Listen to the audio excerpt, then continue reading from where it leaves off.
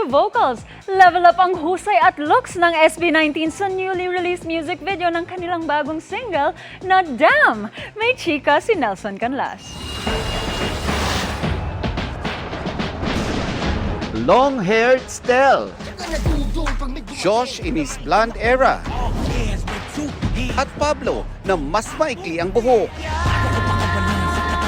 Ilan lang ito sa new look ng members ng SB19 sa kanilang comeback. With the new look, I guess, matagal na po kasi namin pinlano talaga po yung ganitong concept. So, para maging makatotohanan siya, I think na-feel ko na magpahaba talaga ng hair just to stick dun sa concept, sa brand na ilalabas namin. Matagal ko na po siyang plano, but of course, with our country na sobrang init, hindi talaga siya natutuloy.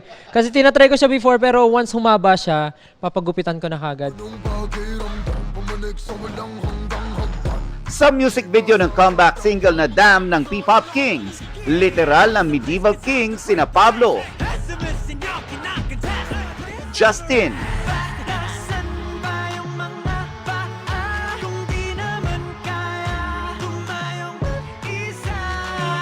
Josh,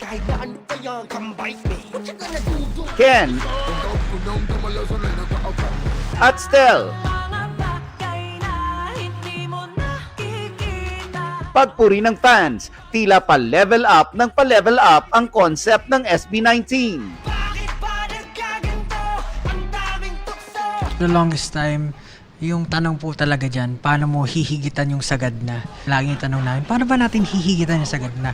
Paano ba tayo makakapag-explore and try to top off what we've released from the past? Nandito po kami sa point in life na, yeah, kilala kami ng mga tao, nasa limelight kami, comfortable kami sa situation namin. Pero to be able to surpass what we have right now, kailangan namin mag-take risk.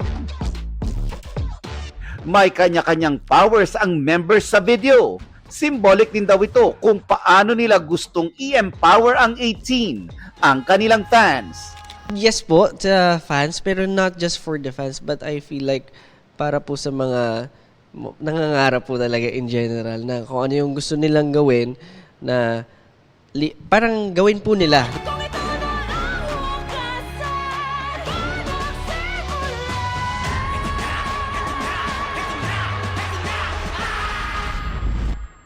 Nelson Canlas, updated sa Showbiz Happenings.